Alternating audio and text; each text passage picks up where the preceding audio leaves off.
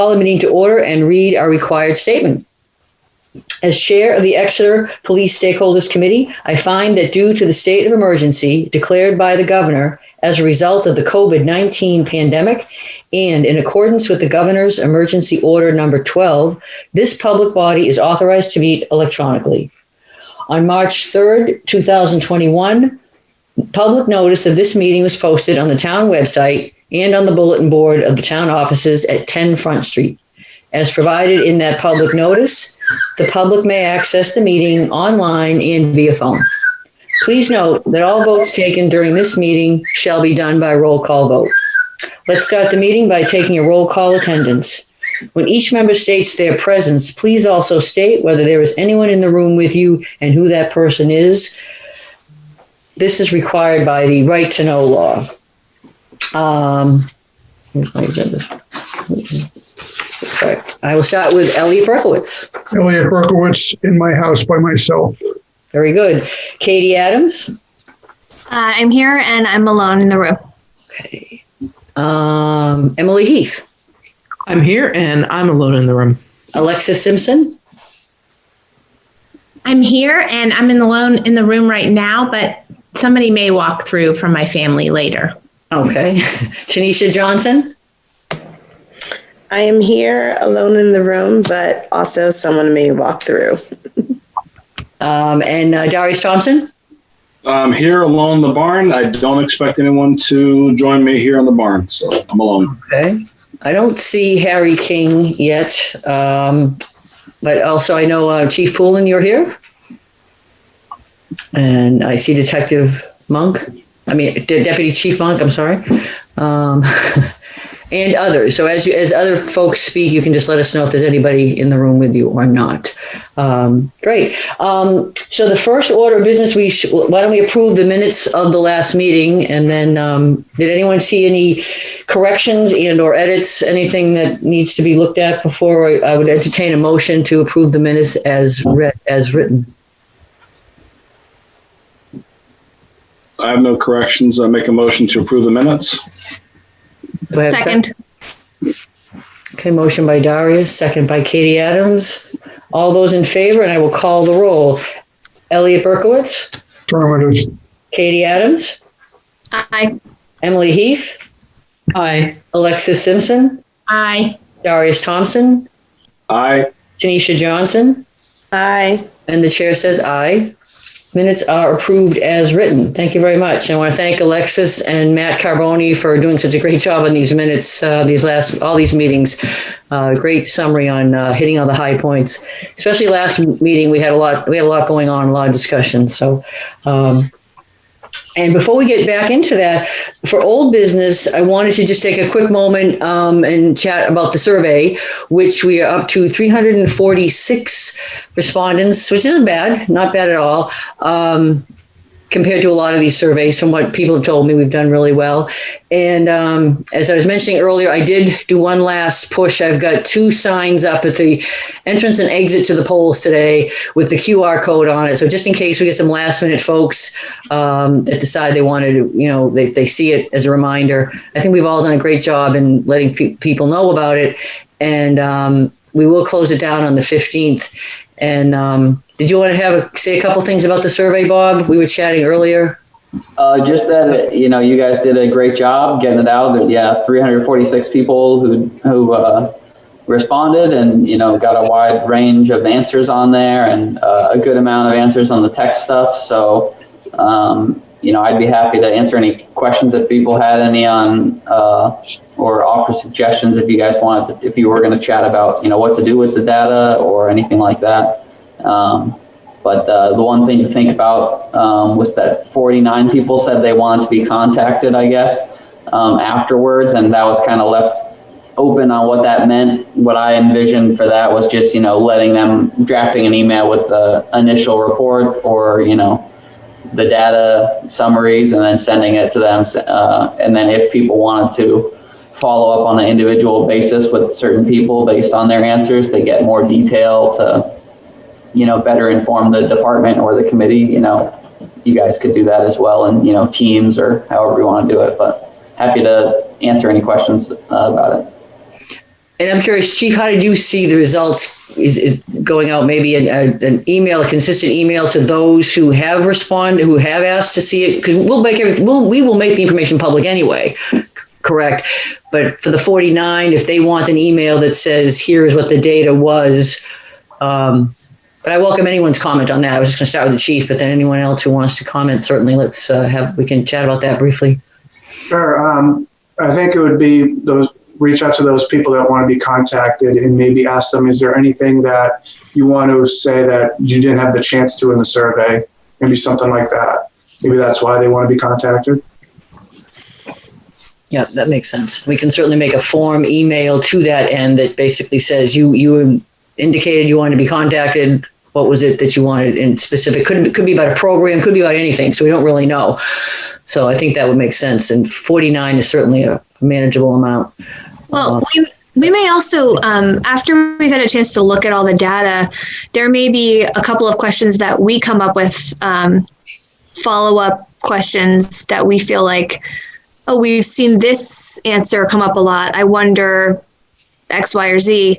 That may be something we could include in an email to the people who said they were open to being contacted, as a way to follow up on some survey results, just things we generally learn after we look at everything.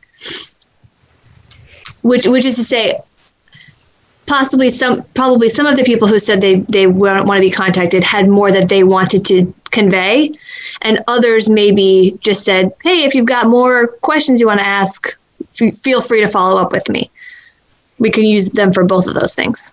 No, I totally agree. Exactly. Because a lot of what we might find interesting are the folks who respond to whether it's the amount of the different crimes that they were aware of or not aware of, and then the programs that some were aware of and weren't aware of. I think once we finally see some of that'll help drive some of how we want to respond to those folks. Yeah, that would be good. So it's nice to at least 49. It wasn't all 300 and whatever want to hear, but that's still good. Any other questions or comments about the survey? Just before we move on, I just want to make sure I give everyone a chance to comment on that. I also want to make everyone aware, Emily has to leave at 3:30 today, so I want to get as much done of consequence. She has a commitment that she has to have at 3:30, so just want everyone to know that. She let me know that, which is great, and we want to get right into it. So the discussion action items, we're continuing on goal number 2, which is retention, diverse, and professional retention, diverse, and professional workforce. And I'm going to turn it over to the Chief to introduce the union president from the police department. Okay, thank you. So several weeks ago, we had a really good discussion on hiring and some of the hurdles that we're going through, with a hiring crisis in law enforcement and so forth.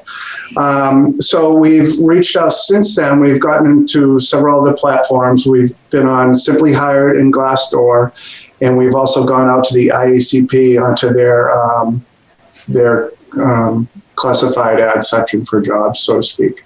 So we did today just get a certified officer resume. And that came through one of those channels. So it's working. We're slowly reaching out more. But let's talk about certified officers for a minute. So one of the things we talked about several weeks ago was the rate of pay and how much, officers are starting at, dispatchers are starting at, and where we are with that.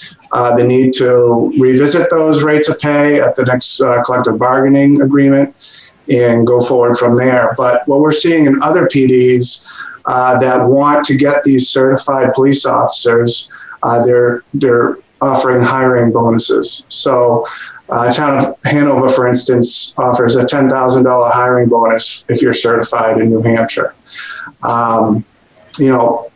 Merrimack offers $6,000 if you're certified in New Hampshire, $3,000 if you're certified out of state. And those things aren't one lump sum payments. Those are, some of them are broken down. After your FTO period, the officer gets a certain amount, $2,000. After 1 year, they get $2,000. After 2 years, they get $2,000. So you may be thinking, why would we invest that kind of money on a certified officer? Because the town would actually make out getting another certified officer here. Obviously, we want to make sure that person is the right person. We're not going to get what's known as gypsy cops. We're not going to get, bad apples from other police departments and take them on just because they're certified. We would never do that. Still conduct a thorough, full background on these people and whatnot. No shortcuts there. But what you're getting is a person with experience, more maturity. You're getting somebody that's proven themselves in the field, and reduced field training time, so reduced cost to the taxpayers when it comes to overtime to train them, and just a better, it's going to be better overall for the PD and for the community if you start bringing in people with experience. That's been a hurdle for us here in Exeter because we're up against, there's another community in the Seacoast that just recently hired 3 certified officers. And how are they able to do that? Because they offer all kinds of incentives, not only the hiring bonus, but they have different incentives that are available too. Here in Exeter in 2010, during collective bargaining agreements, our officers gave up educational incentives. So if you're hired after 2010 and you have a college degree, you're not getting any educational incentive for that degree, none. You also gave up longevity pay, 2010. So, there's a lot of things. There was a lot of things negotiated back then, but we need to start thinking about how do we get the best qualified people for these jobs. And a lot of it comes down to incentives and money and pay. And in addition to a great community to work for, which is part of that statement I asked you all to do. We'll get to that later on. But when you're in a highly competitive job, and you all know this from your personal experiences, that's an important factor. So some of those things we have control over and some of them we don't. Some of them are going to be negotiated. But, when we talk about community support and things like that, those are the types of things that we'd be looking for help on, or any other kind of ideas on how to get those people here. So with that, Officer Matthew Oppenlander has been with us for about 9 years. He's our union president. He's also a field training officer.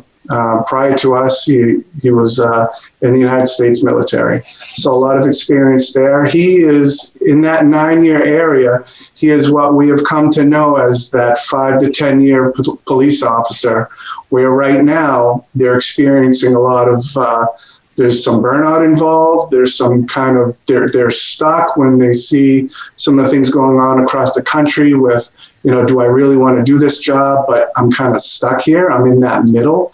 Whereas the ones towards the end of the spectrum are going to retire and leave. And though the brand new ones can kind of leave as well. So he's got that going for him, I guess we could say. But we're obviously real cognizant of those things with our folks, and we, have open dialogue with them, and we want them to know that they're welcome here and open communication and things like that. So he'll give you a little perspective on that as a 9-year police officer and a training officer, and kind of give you like a day in the life type of thing of what officers go through here. And that reflects back on hiring. What do we look for when we hire? It's going to be people that can handle these kind of stressful incidents. And also it's not stressful every day and 24/7 in Exeter. There's going to be a lot of downtime too. So you have to have the right personality and demeanor to handle downtime appropriately, right? So I'll turn it over to Officer Oppenlander. Thank you, Chief. Again, I'm Matt Oppenlander. I've been with the department for almost 9 years, 1 month ago. I'm an FTO. As the Chief said, and I've been here for 9 years, so I've experienced quite a bit, but I haven't nearly experienced as much as somebody say the Chief, the Deputy Chief, or even other senior guys here. So essentially, I know I missed the last few meetings. I apologize. But what I got from the last meeting that I was told was that majority, or I would say the community, wanted to hear back from the Exeter police officers themselves. So with that, I came up with 4 questions to ask the guys and girls, the men and women. Number 1 was, why are you a law enforcement officer? Number 2 is the current recruitment and hiring issues with Exeter, and concerns for the current state. Or number 3 was their concerns for the current state of law enforcement. And then number 4 was, what do they want to see back from the community? I know we've had a lot of feedback from the community countrywide towards their own local PDs and everything, but we haven't really heard back from the PD themselves. What would help, I guess, transition, or in this time of transition, from the community towards the PD? But so I'll start with number 1 is, why were you a law enforcement officer? So these are the big points that I kind of molded together from everybody at the PD, from all the officers. So some guys and so some people had a personal background. So essentially family was law enforcement officers, aunts, uncles, fathers. And then on top of that, some had experience interactions growing up. One specific officer said he had a tough childhood, and he specifically remembers officers interacting with officers and seeing how they helped him and his family. And that's why he's an officer now. That was a big one. The other officers wanted the ability to make a difference and have a positive effect on people's lives. We deal with, when we interact with people, good and bad, every day of our shifts. Whether we're stopping a car, whether we're getting called to someplace, we're constantly interacting with people. That's our job, right? And so the majority, everybody wants to have a positive effect on people's lives. That goes to a lot of guys enjoy helping people, interacting with the public. It's kind of the same thing I just reiterated, but that's the want to help people, to interact with people, to get to know each other in everybody's community. This job is also exciting compared to other careers. Obviously, sometimes we get to drive fast with our lights. We deal with dangerous situations. You get that adrenaline pumping. That's a certain aspect. Obviously, some others enjoy it more than others, or some people enjoy it more than others. Others, they're more tuned to investigating stuff. But what I'm getting at is that the different aspects of the job. It's more than just patrol. I know the average citizen sees police doing car stops. That's what their general notion of us is. But there's obviously way much more to this profession, and it does depend on PDs, the size of the PD, in the structure. But a lot of guys get into this job for the different aspects. And also another thing was pride in being able to do this job. In my opinion, this job is probably the toughest job in America right now, for obvious reasons. But being able to do this job professionally, day in, day out, and take the good with the bad. I mean, it's got to be a sense of pride. It's a sense of pride I have, and it's the pride I have with the officers here.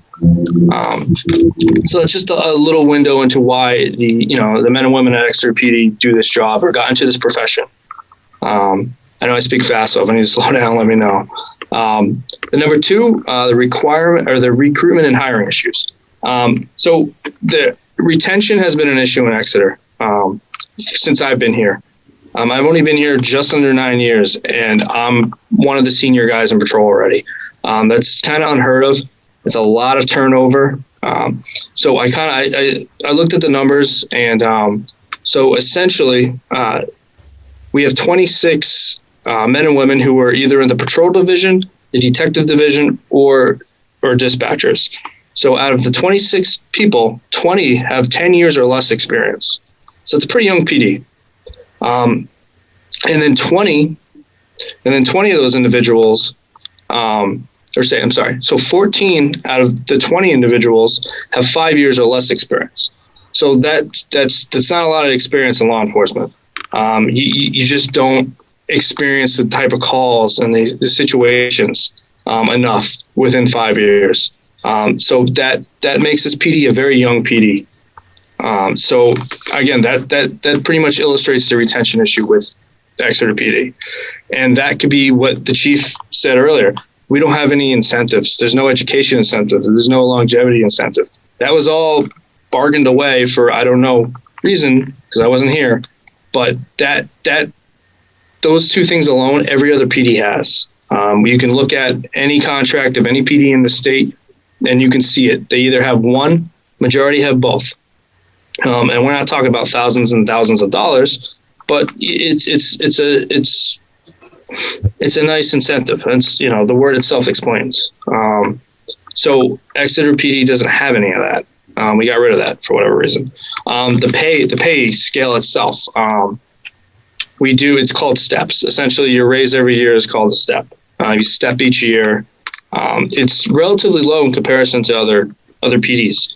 We're under a 3% step every year. So you could be making, essentially, I was on the first step. I think it was the mid 40s, I would say, the same starting pay that I received when I started here is the same starting pay that it currently is. So that's almost 10 years that the pay hasn't changed. So again, that's a big issue. So that is, the number one issue with Exeter is retention. So with the current admin, the chief, the deputy chief, the lieutenant, things are heading in the right direction. They are making this place a much better PD than it was. They're understanding where the profession is heading, and they're right on board with it. They're essentially the tip of the spear, especially with the stakeholder committee. And the men and women of Exeter, the PD, we support it. We back it. So, with that said, now it's time for, the town and the PD to work together, especially with the collective bargaining agreement that we're eventually going to be negotiating coming this year. So with that being said, number 3, concerns for law enforcement. Obviously, everybody's watched TV, everybody's aware of what's going on in the country, in this region and everything. So concerns for us really is officer mental health. We deal with a lot, and it comes with the profession, but it's wear and tear. Chief talked about burnout between the 5 and 10 year mark. That's true. There have been days where they've been good and bad for me personally. There's not only do we have our professional lives that we deal with, but we all have personal lives. I think that it kind of gets lost on the fact that we are men and women, we have families, and we have a life outside of this uniform. I think that gets kind of lost. And just to go down the list of concerns from the men and women here, officer mental health, a lack of understanding about what this job actually entails, a quickness to react about any negative incident, essentially being judged without knowing any facts, circumstances, or even the laws that are involved in these incidents. They're pretty blatant. There's been a lot of hate and disrespect towards law enforcement, which I kind of believe, in my own opinion, is kind of misdirected. We are the police. We do, in fact, enforce the rules, which are laws. Society in itself has created those laws, those rules, which it deems needs to be enforced. Over time, perspective changes. Certain laws, look at marijuana. Marijuana was, just banned. It was illegal to have even a remote, even a flake you could be arrested for. But now it's been decriminalized, and we're surrounded by states which have made it essentially like alcohol to an extent. So obviously that's the easiest example that times are changing. But until the politicians, until the lawmakers take effect and listen to the society, their people who have elected them, we as law enforcement are still expected to enforce the laws, whether they're popular or not. That's just a fact of life. So with that, there's been a real feel of a lack of patience with this change and reform. So obviously the media is the media. I'm not a fan of them, but they do provide a service, good and bad. But really the concern for us is the lack of understanding about this job, what it entails, every aspect of it. It's a very complex job. I would easily take up the next hour or two trying to explain every aspect of this. But I won't. And then just, the lack of patience with this change and reform, because the police don't make the laws, we enforce it, but we also can't change the laws. So I'll move on from there. And then number 4 was, what would we like to see back from the community? So I'll tell you right now, personally, I've seen a bunch of support from the folks in Exeter, both public and private. Some people will buy coffees for us. They give us cards. They send us candy. They send us cookies, especially during the holidays. It's wonderful. It's awesome. So that in itself is great. But the bigger picture is that, another officer said it best, have perspective of where you live focus on like local problems and issues, which this is what I believe this committee is the goal of, the ultimate. The community wants a police that understands their needs, and vice versa.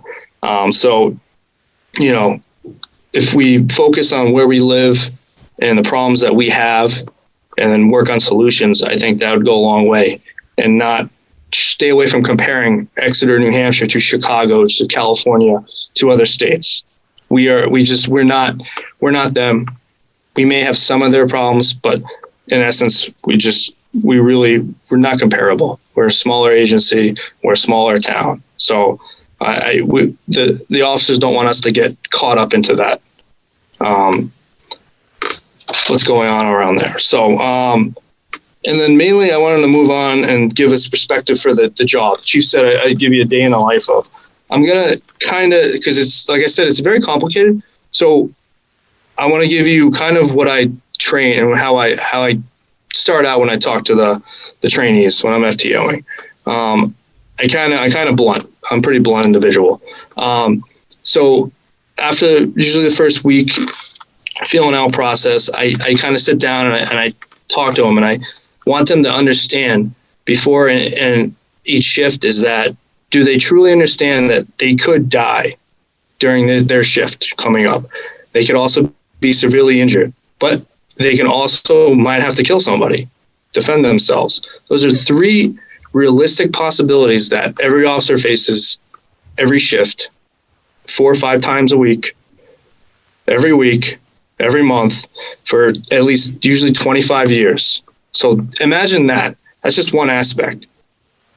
Know that every time we go to a call, regardless if it's a traffic accident, regardless if it's a 911 hang-up, somebody mistakenly calls 911, it's an alarm. We are always at a disadvantage in this situation. We don't know what truly is happening. Rarely do we actually observe what happened. You know, once in a blue moon, something happens right in front of us, which is great because then we actually know what happened. But once we get on scene, we have to assess everything in a few seconds. And it's a lot to process. This job is very taxing mentally. We're expected to make quick decisions that affect people's lives, and we understand that. So knowing that, I just wanted to pretty much hammer home that, you know, we understand we affect people's lives. We know that everything we do, every decision we make. And also with that, our reactions are a direct result of others' actions and words. So just to give you a couple on mindset, if that makes all sense. Obviously, I can definitely clarify, but there's a lot that goes into this job, and it has gotten more complex and more complicated as, you know, since I started this job 9 years ago. So I think society has relied on police over time to take on more responsibilities. And right now, I think it's come to the point where the police, us, are overwhelmed. We're expected to be a lot of different jobs at the same time while trying to do our primary job, which is criminal. We deal with criminals, right? We catch bad guys. We keep people safe. We do all that stuff that you know when you're growing up. But our profession has become a lot more complicated. And I think finally the seams have busted, and now we are where we are. So with that, I will turn it over to questions and follow up.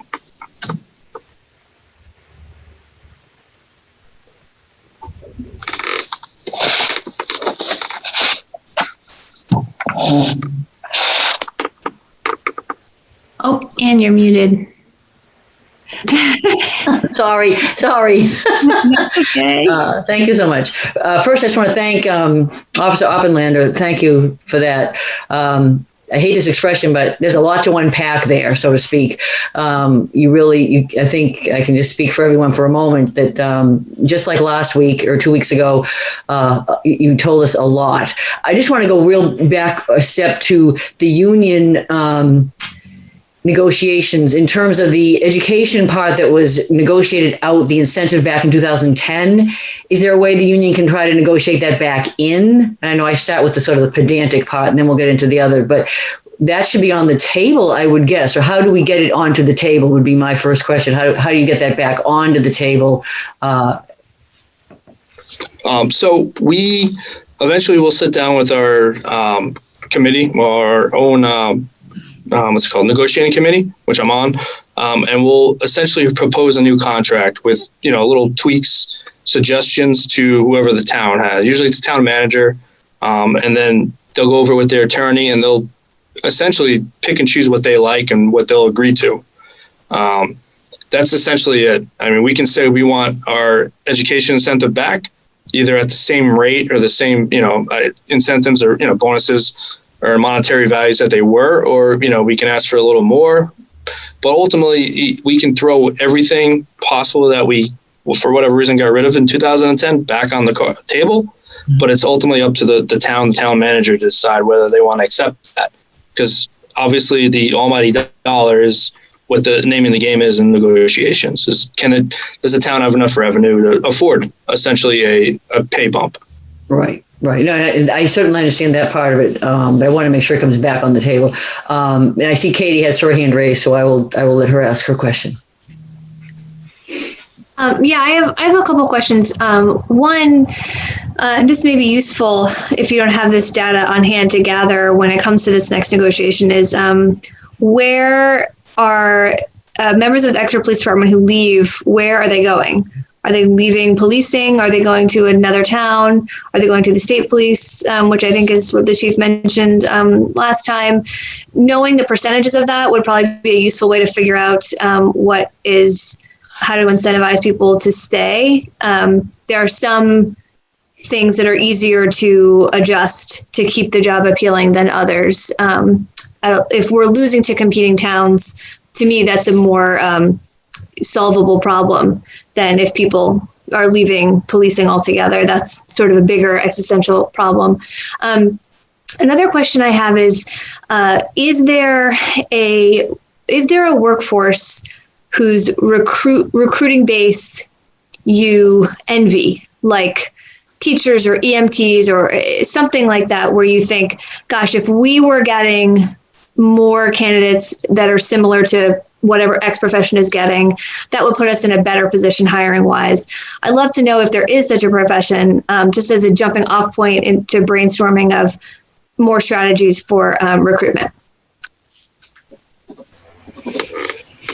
Well, I can address the first question with where people are going.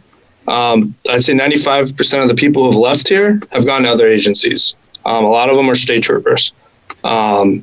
Some have gone to surrounding towns, but the majority of leaving for other PDs for their own reasons. I won't get into that, but that's why Exeter's had a retention. It's been essentially pay issues, lack of incentives, lack of reasons to continue being a police officer here. Like we just don't give we don't have the incentives to keep people here. This is a wonderful, great PD to learn how to be a cop. But then once you hit that 3-5 years, you can be getting more money doing the same job and have more opportunities because of the incentives and everything. The majority of officers start when they're young, right? Then essentially you start a family. Well, if your pay doesn't really increase over time, it makes it difficult. I mean, the majority of officers at the PD don't live in town. They can't afford to be blunt. It's stressful for, officers. So when they see opportunity elsewhere in other PDs, it's pretty simple to leave when you're already a certified officer. As to the base of, candidates, me having military as my background, I found that a lot of guys with my similar background were finding it easy to get jobs in policing. But now that, overseas things are kind of, they're not as hectic as they were back in 08 and 09 and everything. I couldn't really tell you. Mostly college. I mean, people value a college education. I think that's certainly needed to be a police officer. Whether they have a law enforcement degree or not, I don't truly think that matters. I have a history degree. So yes, I'm not using that, but I feel that has given me insight into people's background and everything. So if you truly, you want to be a police officer, you're not really limited to the type of degree you have. But I'd probably leave it up to the chief and the LT if they're, to explain if they're really targeting a certain group. But to me, if you can do this job and you want to do this job, you have to want to. This isn't a job, like as I just used. It's a career. It's essentially a lifestyle. This is a commitment for obviously the reasons I explained. So I think Deputy Chief Monk wanted to respond. Sure. This may answer a little bit, Katie, or this is my take on what you asked. I've seen this probably in the last 5 years that there is a distinct societal shift, people not wanting to go into jobs where they serve other people. The fire department's having a very hard time recruiting as a profession.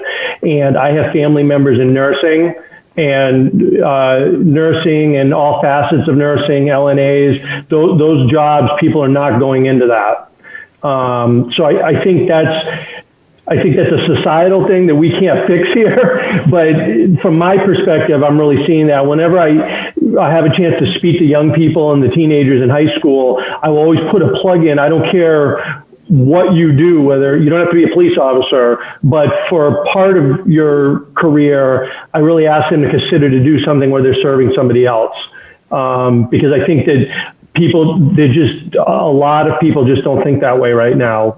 Kids coming out, they're not going into jobs like that, and it's not appealing to them. So I think that's a bigger part of the problem. But I also think where Matt was talking about the military, I truly believe, and this discussion and talking to you folks, we need to be recruiting people that you would not traditionally think would be police officers. I mean, we really need to be looking at a much larger pool of candidates and making this job appealing to them to do it at least for a while, because quite honestly, I got in this, when I got in my early 20s, I was going to make a career of this when I was in my early 20s. That was it. And my plan was to stay till I retired. That is not the mentality of young folks now. They come in and they'll do a job for 3 or 4 years and they're like, this is boring. I'm going to go try something else. And to me, I'm kind of slow and steady. And that's like, oh my gosh, how can you do that and not stick with something for a long time that you have some longevity at? But that's just not the mentality. So I really think that we're going to now have younger folks coming into this job that you might get 5 years, 10 years, and they have a business degree and they're going to leave and go work at an insurance company. So that's going to be a real challenge, that we have to kind of shift our mindset, try to make the job, I guess not appealing, but interesting to a wide group of people that normally, your former military folks, people that went to school for criminal justice, because those pools are dwindling. So I think that's part of the recruitment piece we really need to do, is talk about policing's not just like Matt talks about driving fast with the lights on, but that's a small piece of it. Right. So there's a lot of other facets that I think would appeal to people that may not actually think of themselves as being interested in being a police officer. And I think those are the people that we need to reach. So that's kind of my take on where we're at and kind of where the crisis is nationwide in hiring right now. That's very well put, Deputy Chief. The Chief wants to speak as well. Go ahead, Chief. Yeah, I would just echo what the Deputy Chief said. In looking at some of our recent hires since we've taken over, some truly amazing officers, and their backgrounds are, one was an electrician, another one was in the restaurant service, and then another one was, a political science major. And just what they can bring to the team is just it's really amazing, just different outlook on things. And that's exactly what we're going to be looking for. So how did you get those? Because my question, my follow-up to both deputy chief and to the officer and you, chief, is where do you go to get those folks? You were lucky they just came to you, or because clearly it's the pendulum has swung the other way. Just it does in a lot of businesses and corporations, where now at one time, I remember from 2 weeks ago when you talked about how that test had 400 people and you'd have all kinds of folks to pick from. Then it went down to 67 that were qualified for 65 towns, or I might have it reversed. But so now you have to be, now we're recruiting. I mean, now it's almost like really recruiting.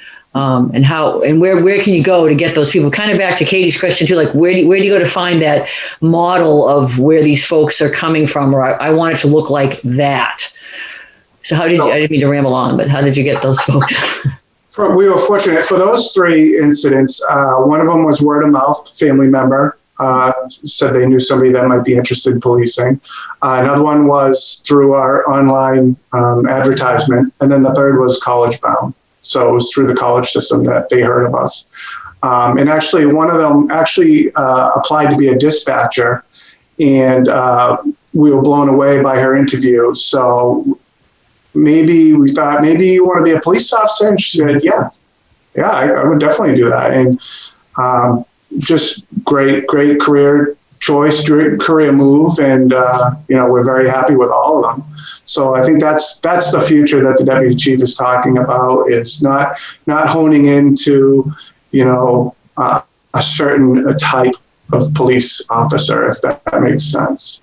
There's all different types of people that can do this job, do it well, do it with compassion, do it with fairness. And that's what we need to reach out to.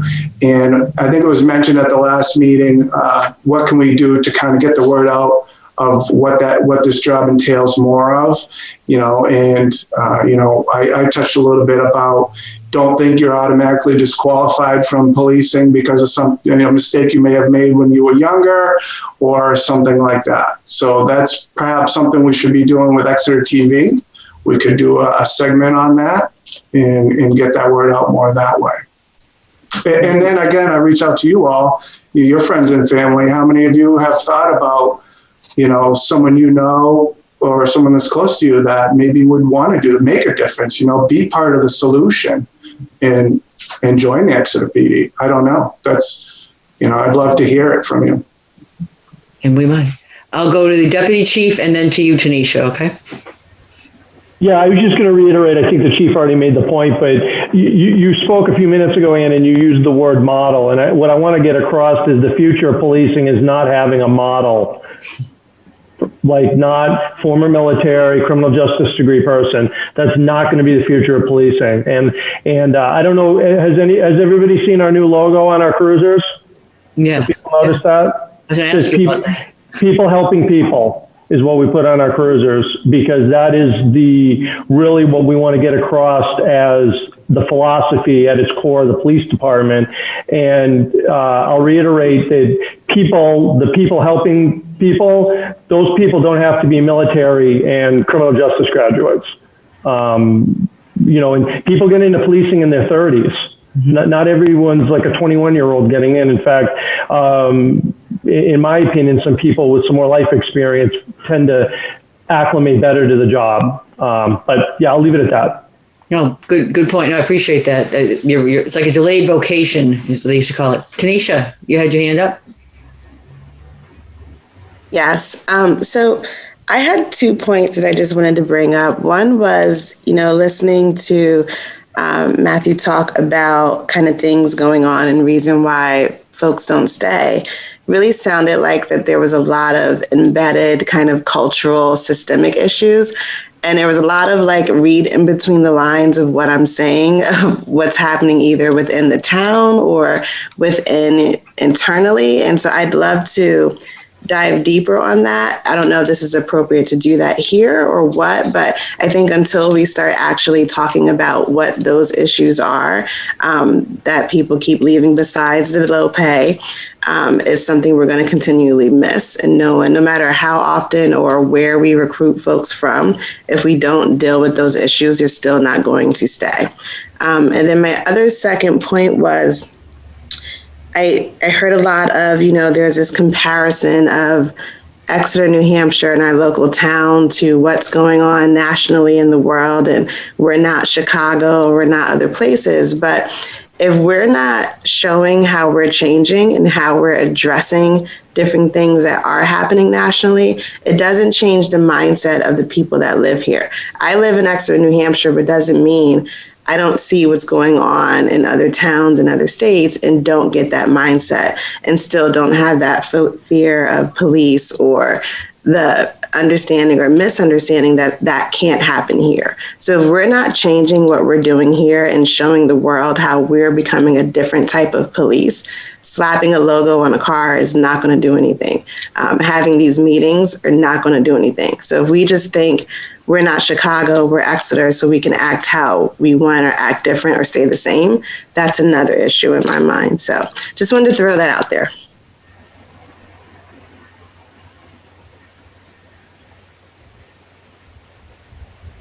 So Alexis, I think you had, or Katie, Alexis, you had your hand up earlier.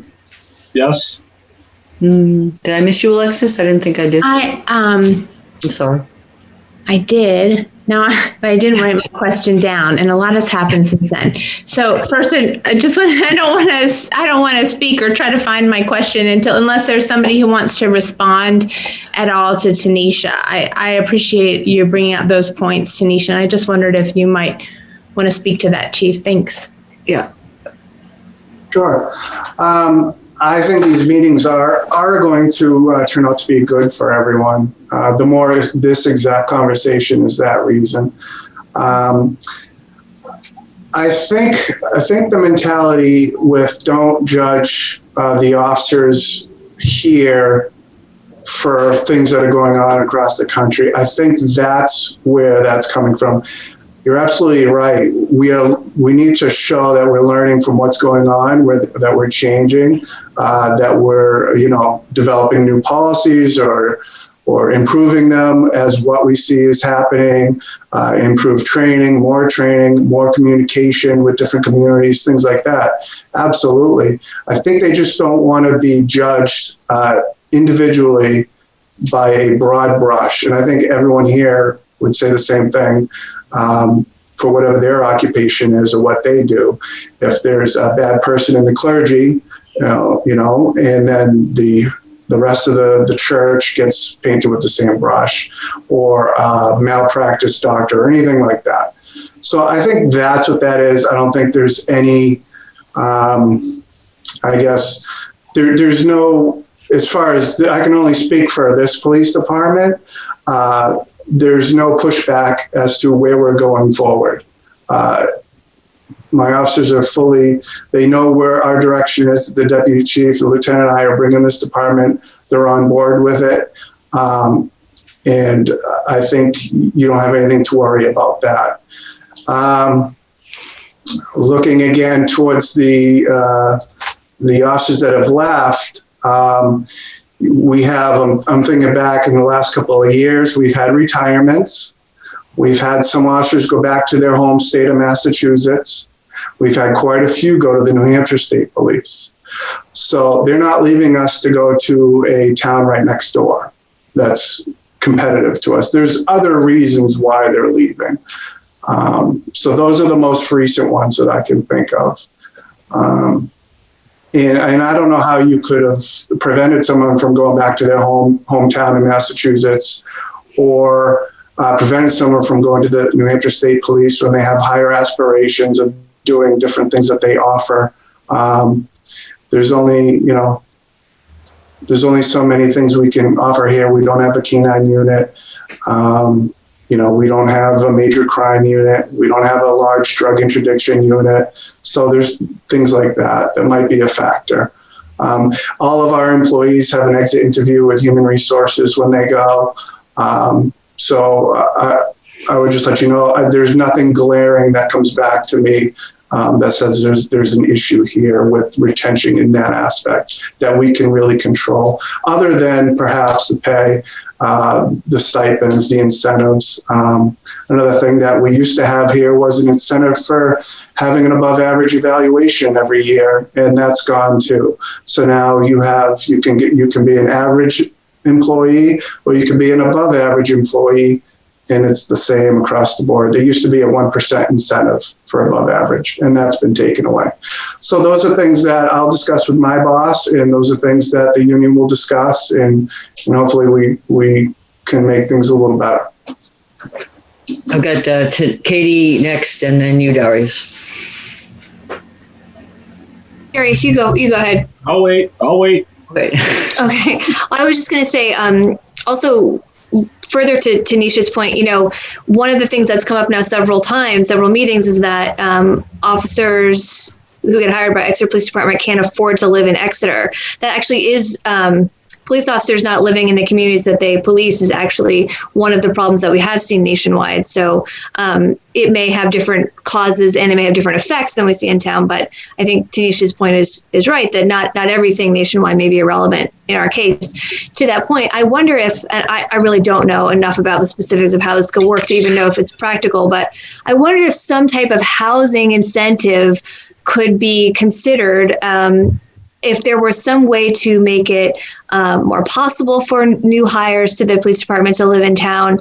It is a desirable town to live in for many reasons. It, in particular, the schools, perhaps that would attract young families. Maybe that's a demographic that you might be interested in attracting to the force in general. I just wonder if there's some way to, because that would also help this problem of, it's just easier to be invested both in the actual interactions within the community if you live in the community, but also I would imagine in staying.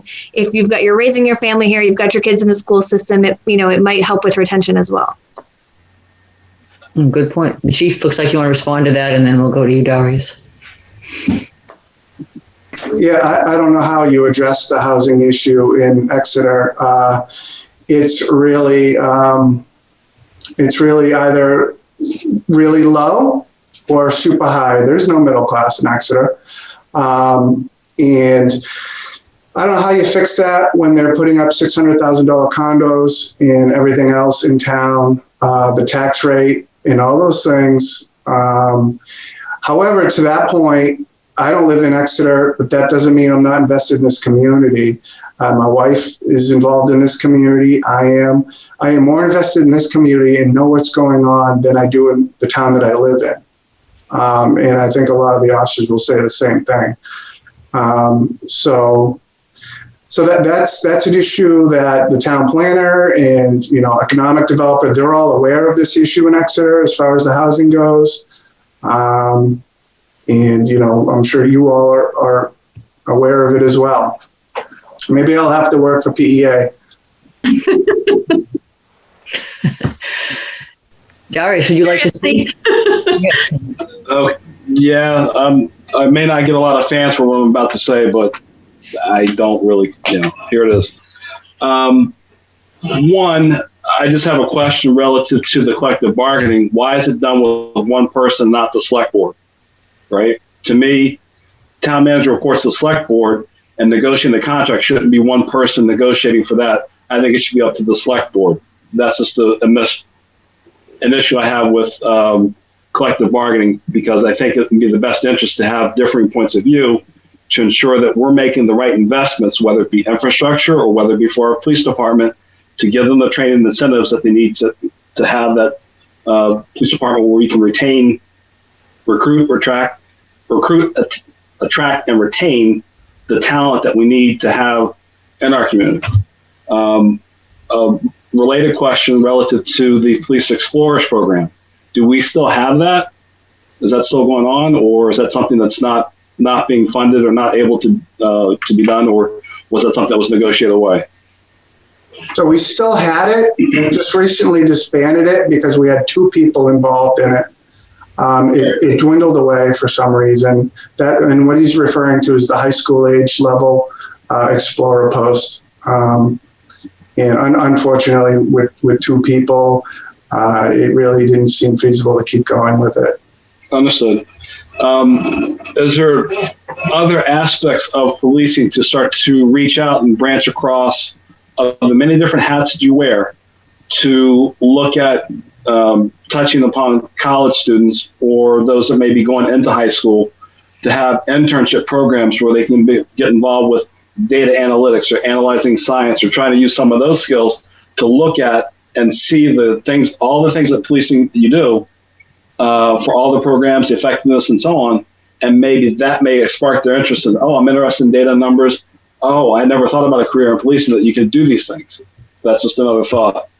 Another one is, if we're so good at having officers coming through and learning how to do community policing here in this town of Exeter and then going on to state police, why not develop a in-house program that you can then provide that training out, maybe generate that as a source of revenue or sharing, or come up with a sharing agreement where you spend 3 years here, and you have a rotational program that you're getting the officers coming in.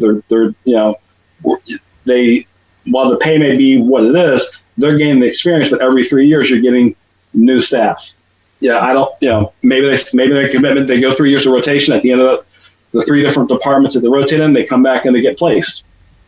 And they make a commitment for, maybe they have a $10,000 bonus paid out over time. Maybe that's another way to attract other people that may not have thought about Exeter as a police department or other opportunities. So just those things, just trying to think about. And I do think it's important that the officers do receive the training that's necessary, the education.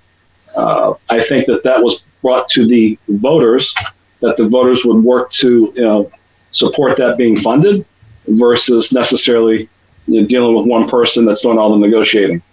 So that's just my thoughts.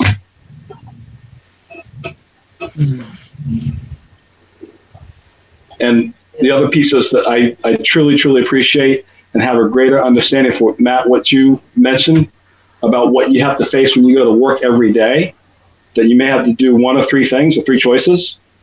I don't know if everybody realizes that when I go to work for the railroad, that could potentially happen to me, but the likelihood of that happening to me working for a railroad would be different than you being as a police officer. So I just want to say thank you to all the officers. It's just something that we don't really think about. Elliot, did you have something? Thank you, Darius. Yep. Yes, as far as police officers living in the town they work in, and I'm not comparing, when I retired from New York City Police Department a long time ago, and you were not allowed to work in a precinct that you lived in for a lot of reasons, because of the danger and everything else. So I don't think it's advantageous to try and do some kind of housing for people, because then if you have a police officer who's not doing the job well, now you can't let him go, because what does he do with his family if they're in a house? So you have to be very careful with that stuff. I don't think you should have people living in the town that they work in. You can get a call. It could be at your house. It's very uncomfortable.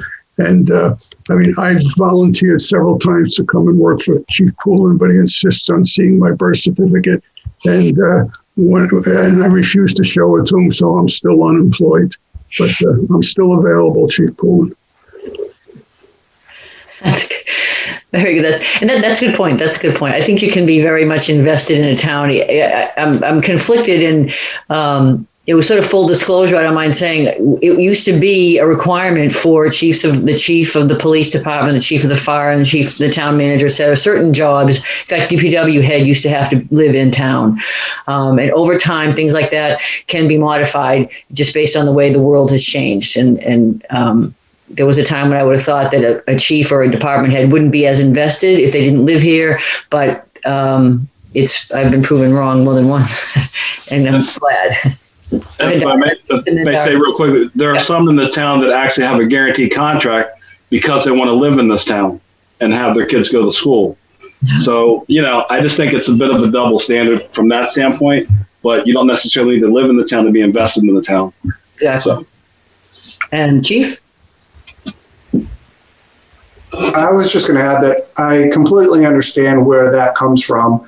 And all we have to do is point to Ferguson, the Ferguson Police Department, and how that police department did not reflect their community and all the issues that arose because of that. So I understand the premise behind that. I don't think for Exeter that's part of the problem or an issue here. But I can certainly see in some areas why that would be very important. Well, and it's not to imply that one cannot be just as invested if a person doesn't live in the town. I was just trying to brainstorm it as a possible advantage to retention because we know it's a desirable community. But I also acknowledge that it can be a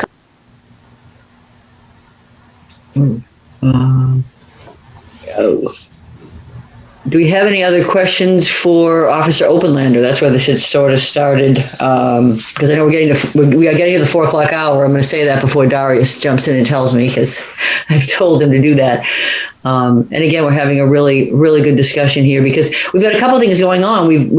And they're clearly related. Officer recruitment and retention. And then, thanks to Officer Oppenlander and his candor about facing this type of job every single day. I mean, you're juxtaposing one thing against the other. You're saying you love the job, which you do, and yet then you can give us a list of 5 stresses that are on you that aren't on just average people, and yet you love coming to work every day, it sounds like, for the most part. So I think in that regard, you're right, there's no model for this, but it is a unique set of personalities that you need to put together to get the right fit for this type of work, I would say. And it's evolving, as we're finding. The police officers are becoming more social workers, as we talked about last time, than just brute force and just enforcing laws and arresting people. It's in a very transitional stage. Anyway, I didn't mean to ramble on. Go ahead. If I may, Harry, was there anything that you wanted to say? I know that you've been on. He joined. Was there any questions you had or observations or anything you wanted to add? If so, you're muted. Yeah, Harry is still. He did join about at least a half hour ago, but I think he's muted. And his video is not on. Right. Just wanted to give him an opportunity. So that was all. I appreciate that. Yep. Maybe he'll jump in at some point. Okay. The one thing I just wanted to jump in as we'll get to number 3. Is everyone ready to sort of move on? And maybe the chief wants to speak to this. When he sent the note out, there was a link to an article in the Washington Post.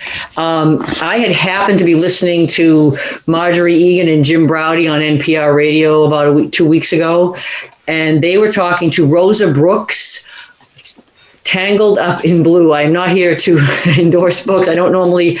This book, this woman, she's named Rosa for Rosa Parks, which comes out in the book. Her mom, I think when she was about 5 years old, this young woman started going to, she was a big activist with her parents, etc. But the point is, she was a Georgetown law professor, and she decided that she wanted to learn what it was to be a police officer.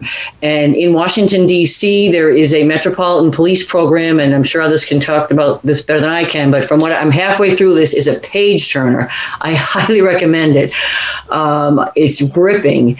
And she decided in her 40s. I mean, she was 40-year-old. She's mother of children. She has a husband, the whole thing. And she takes a sabbatical from Georgetown Law School, where she was a professor. And they have this police department where you're a volunteer, but you go through the whole thing as if you are, and you have full police powers when you're done. And you then become a police officer, which she did for several years, from like 2014 to 16. I may have it wrong, but it's recent. This is not a long time ago. And what an eye-opener for her. And again, I'm only halfway through it, but I highly recommend it. In the article that the chief put in, this was happening in tandem. There was no planning. I happened to talk to him one day and say, have you read this book? And he said that the deputy chief had just told him about this article that then he sent to the committee, which I hope you had a chance to take a quick look at, because I highly recommend that this book in this day and age is really, it's quite an eye-opener. At least for me, I didn't even know the program existed, for one thing, but it's also just very, very, it's very timely with what's going on in the world. I'm not sure if anyone else wanted to speak to it, if you had a chance to read the article, but I wanted to put a plug in for Tangled Up in Blue by Rosa Parks. I just came out in February of 2021. It's brand new published. I highly recommend it for all of us. So anyway, that's my PSA for the day, public service announcement. So that brings us to the item 3. Did anybody come up with anything interesting on the? It wasn't really an assignment, but it was sort of a request by the chief to just sort of something to get people thinking. You know, how would you characterize the town of Exeter for someone who thought might want to be a police officer here, or how would you finish that sentence, so to speak? Did anybody have any thoughts on that? And if you didn't, it's okay. We can talk about it next time. I thought that one of the appealing things about the town is how engaged the community is in preserving and improving the town. I think that's appealing from I'm guessing that's appealing from the perspective of a possible recruit. So my sentence was, Exeter is a diverse community comprised of citizens who take a lot of pride in preserving and improving their community. Oh, good. I like that one. Anybody else take a stab at it?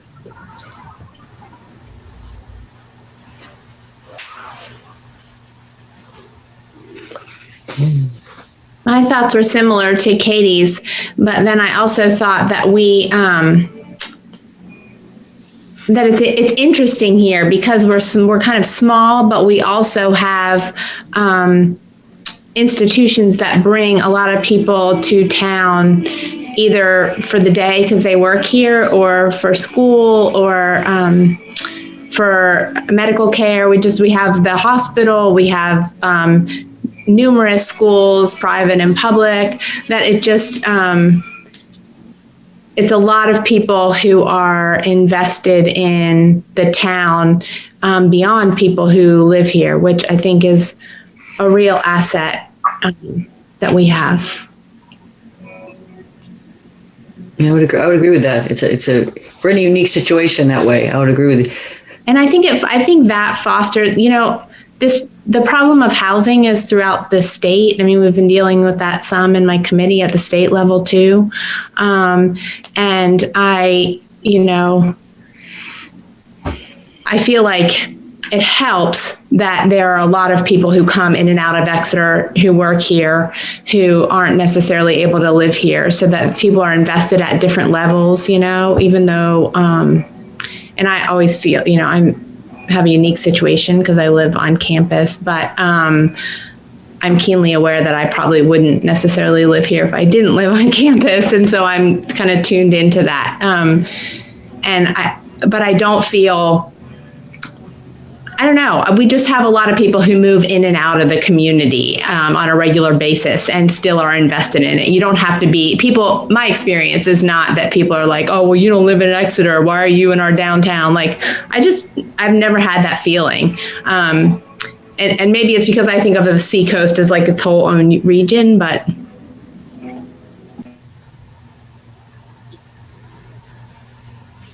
Am I muted? Yeah. Anyone else have any thoughts? Go ahead, Darius. Exeter is the community. That's just, I can't think of a short one to say, but it's a community woven of the fabric of many stories and individuals that make up this community. And it is a unique environment to become part of. And once you become part of Exeter, it stays with you. I guess you want to put it that way. consider Exeter to become part of something great, and that will stay with you. We would just like them to stay with us too. Well, yeah, right. I mean, Exeter is a unique town in the area that has a lot to offer. There's a lot of history. It's something that, I've been here for 20 some years now, having come from Washington, D.C., Mid-Atlantic, and also Maine for 20 years in Maine. It's like a nice combination of community. The best I can describe it. It's New England. It's we don't have we're not a big city, but we've grown. We have some growing pains, but I just think it's a wonderful community. Period. It's a wonderful place to make a difference. That's what I would say. Consider Exeter, New Hampshire, to come make a difference. That's a good one. That's good. Short and sweet. Mm-hmm. I said that was good. Anyone else? We need a nice tagline to encourage officers to want to come and work in this town. We're kind of running over just a little bit. The last thing I just wanted to share with folks. So first of all, I want to thank Officer Oppenlander for all of that. And this is all. It's not like we're ending discussion on any of these points as we go through the goals. We're building. I hope people are getting the sense that we're building on each week or every other week, every meeting that we have. We're basically building on the topics that we've talked about in the meeting prior. So hopefully hopefully by the next meeting, for instance, when we start getting the information back on the survey, at some point I know there's an internal survey that the chief can talk about for the police officers. So we're going to try to juxtapose those, which I think will be very interesting to know what the police officers think about, with their impressions of the town, as well as the town's impression of them. I mean, that's where I think we're going to really be able to have some good discussion about that, because it certainly is a lot of perception involved. Yes, Officer Oppenlander, go ahead. Hi. So I know I threw a lot of information and a lot of things out. There's a lot more that I didn't involve or include, just because it's a lot of information. I'm hoping I just gave you a little snippet. Sorry, a little snippet of the mindset of what it takes to be a police officer, and the concerns and the people who are policing this town. So I will certainly be glad to go into more depth. Even offline. I have obviously my email. I have no issues with that. So I just want to thank everybody for their time and their patience. I'm not the greatest speaker, but truly think we have a PD that's on the same mindset with everybody here. He wants to create a better town, a better PD, a better society. So I just want to thank everybody.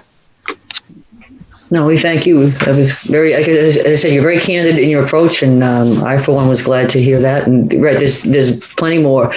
And that's the thing. In between the meetings, if people want to, committee members need to reach out individually, they certainly are allowed to do that.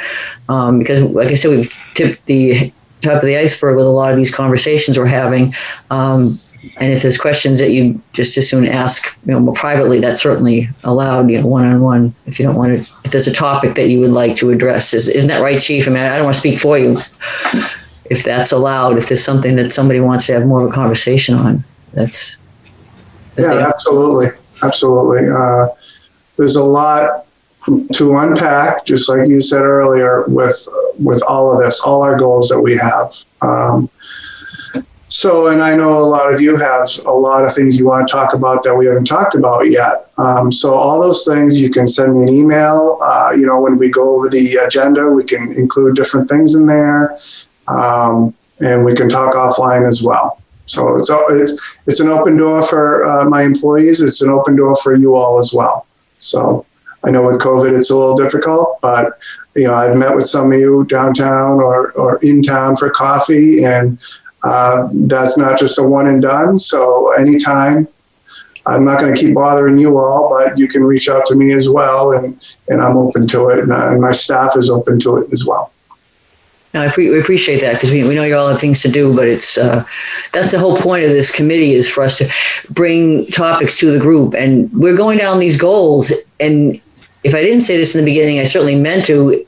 Any other agenda, these are all pretty much the agenda items we have. If there's something in particular that relates to a topic or that you want me to bring into, that's agendas are what you can bring to me. We can put them on the agenda. There are topics that relate to what we're doing. I mean, clearly the stakeholders, the chief and I are coming up with the things that we think relate to these goals.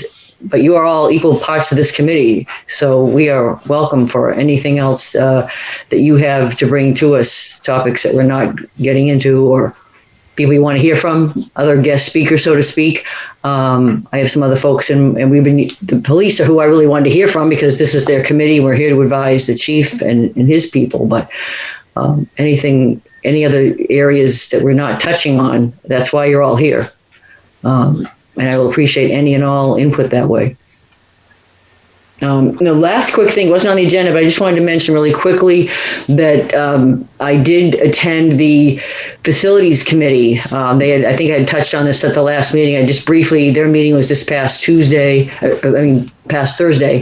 And it's a little bit down the road, but not too far. They were looking for us. I mean, today's the day we voted at the polls on the $100,000 facilities, I'm going to say study. That's not what it is, but it's a warrant article that was to basically help them start. If it passes, then Dave Sharples will go out to RFP and they will try to get some folks to start working on coming up with, if they can, designs or whatever for potential new facility. I mean, I'm just glossing over this quickly, but they are looking for our input as they get there.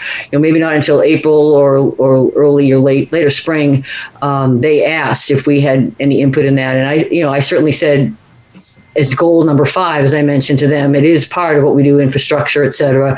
Having a good police facility building, as I said to them, it certainly doesn't hurt for recruitment too. It's nice for policemen to know they can come to a nice building that's, state of the art for dispatch. I would think for dispatch and just the whole 9 yards. There's a whole lot to it.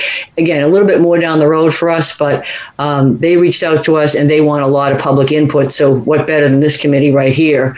We're talking to the police department every other week. So I wanted to bring that back to you as a committee, and maybe they will come and speak at one of our meetings coming up. But I wanted to attend their meeting. They had reached out, which I thought was awesome. The brick and mortar does play a role. So, and they've asked us for our input. So I thought that I would bring that back to you. Go ahead, Officer Oppenlander. Is your hand still raised, or you didn't mean to have it raised? Looks like your hand is still raised. Oh, I haven't figured out this. Okay, no, that's fine. Okay, I didn't want. So that was all I had to just kind of wrap things up on my end on what I've been doing. Does anyone else? Elliot. I'm not telling Chief Pullen anything that he doesn't know, but I think it's very important that we be prepared to present the police officers of this town a living wage and a wherewithal for them to go out and do their job without worrying about not being able to pay their bills. I think the pool of people becoming police officers is shrinking. It's going to shrink. There's going to be less and less available because of the situations going on all around this country. And I think it's very important that we have 26, 27 officers that are doing the job well. I think we need to show them that they're appreciated and that they don't have to go every 2, 3, 4 years, go look for a job someplace else. So I think that's very important. Well said. Well said. Anyone else? Okay, like I said, yes, Darius. Make a motion to adjourn if there's no more questions or items on the agenda. And that's what I was going to ask for, a motion to adjourn. Second. Okay, motion by Darius, second by Elliot Berkowitz. All those in favor, let me just call the roll real quick before you all run away. Elliot Berkowitz. Aye. Katie Adams. Aye. I know Emily's gone. Alexa Simpson. Aye. Darius Thompson. Aye. Nisha Johnson. I think she had to jump off. Oh, that's okay. And chair says aye. Thank you all for your time today. Really appreciate it. Great discussion. Thank you, everybody. Thank you all.